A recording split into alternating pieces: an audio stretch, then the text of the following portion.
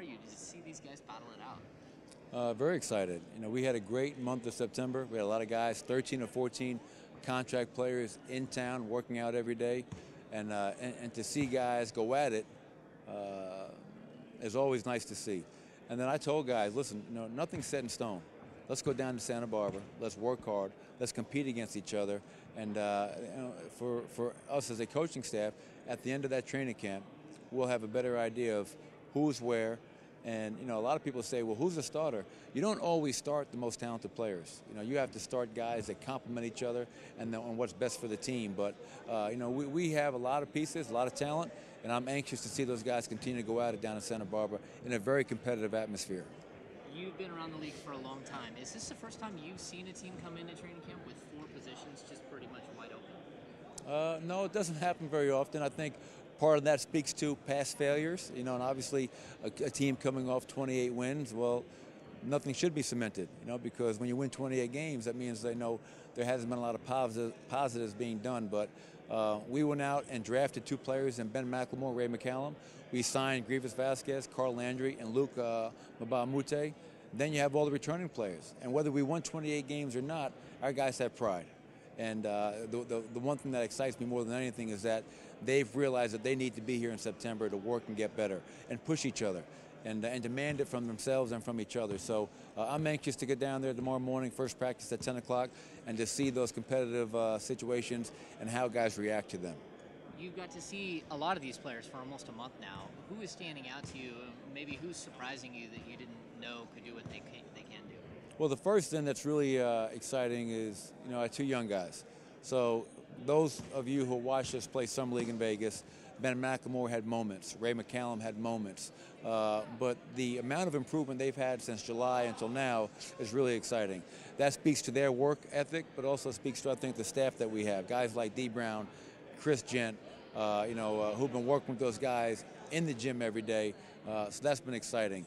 Isaiah Thomas is, you know, he's a guy that's, you know, you love to see because he's a little guy who's got such a big heart, and he goes out there every day and he finds a way to win. He was probably our winningest player in the month of September if you watch the runs, them getting up and down a little bit. But I really, all the guys have been impressive because they've all been here, they've all bought in, and they've all worked hard. And that is a great starting point for us. We've heard a lot of talk from DeMarcus Cousins today because he did get his contract extension. He thinks of himself as a leader of this team. He's been here.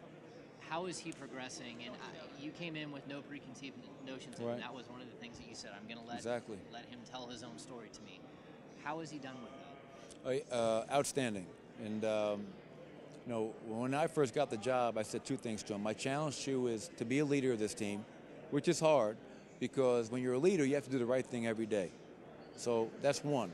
And 2, I want you to be a worker. I want you to set the tone every day. And you know, that's also hard. And to his credit, he has embraced that. He was a big part of having guys here in September after I challenged him and some of the other guys.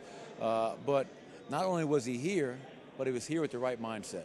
He was here working every day. He was here running on the track. He was doing everything he needed to do because I'll bet you he's probably coming into camp this year in the best shape he's been in a very long time to start a season. So you know, he's embraced it.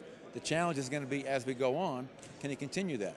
And I sent him a text the other day, said, listen, congratulations on your new contract, well deserved.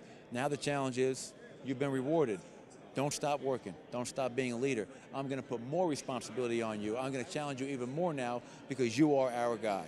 And he said he's ready, willing, and able. You got your dad here, and we even got to see your dad dance a little bit on Carl Landry's birthday. What's that been like for you to sort of have it come full circle? It's amazing. Selfishly, you know, for me, my wife, and my 2 kids, my 2 daughters, to have time with my father and their grandfather is just, that's time we can never get back. So I love that. And then from professionally, forgetting that he's my father, seeing a guy that at his stage of life and coaching career that has such a passion for the game, to teach, to work with guys, to come on the floor. I think all the other guys on my staff are quite younger, but they look at him like, wow, this guy is a true teacher and has a true love and passion for the game of basketball. So I just marvel at him every day. That day when we had a birthday cake for Carl and they got him dancing, I can tell you that most guys were crying, laughing so hard. But we're going to have some good times this year. We're going to work very hard, but we'll make sure that we have fun whenever we can.